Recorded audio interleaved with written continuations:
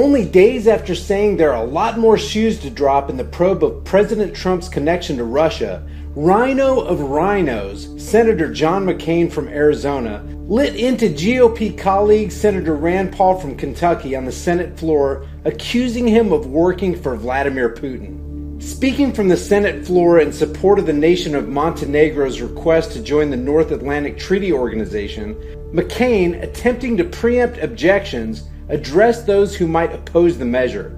Quote, "You are achieving the objectives of Vladimir Putin, trying to dismember this small country which has already been the subject of an attempted coup." McCain continued, "If they object, they are now carrying out the desires and ambitions of Vladimir Putin, and I do not say that lightly." End quote. But when McCain concluded by asking for unanimous consent to advance the bill, Paul raised an objection and left the room. Here's how it went down. Mr. President, if there is objection, and I note the senator from Kentucky on the floor, I will say before I read this, if there is objection, you are achieving the objectives of Vladimir Putin. You're achieving the objectives of trying to dismember this small country that has already been the subject of attempted coup. I have no idea why anyone would object to this, except that I will say, if they object, they are now carrying out the desires and ambitions of Vladimir Putin, and I do not say that lightly. So, Mr. President, I ask unanimous consent that at a time to be determined by the Majority Leader in consultation with the Democratic Leader, the Senate proceed to executive session to consider calendar number 1, Montenegro Treaty Document 114-12, that the treaty be considered as having advanced through the various parliamentary stages up to and including the presentation of the resolution of ratification, that any committee declarations be agreed to as applicable, that there be no amendments in order to the treaty or the resolution of ratification, that there be 2 hours for debate, equally divided in the usual form.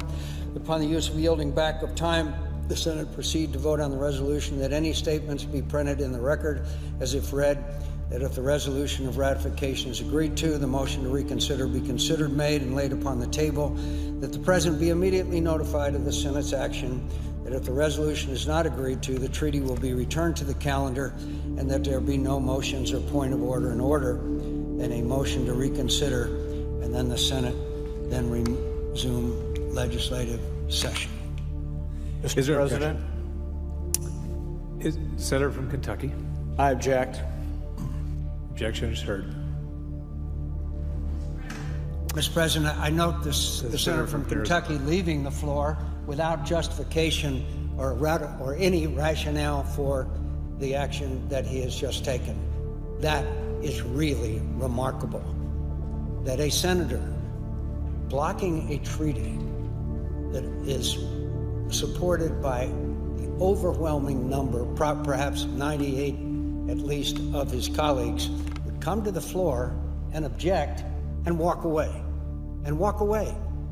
The only conclusion you can draw when he walks away is he has no argument to be made. He has no justification for his objection to having a small nation be part of NATO that is under assault from the Russians. So I repeat again, the senator from Kentucky is now working for Vladimir Putin. I yield the floor. Now, Rand Paul later issued a statement explaining his objection to the Montenegro bill without addressing McCain's charge that he was working for Putin.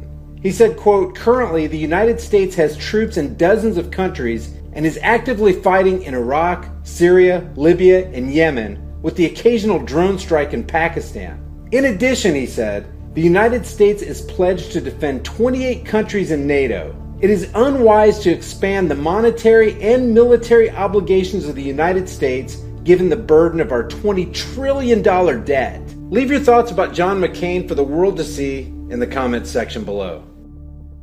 Guys, thank you so much for watching my video. If you enjoyed it, give it a thumbs up and share it on Facebook, Twitter, and Instagram.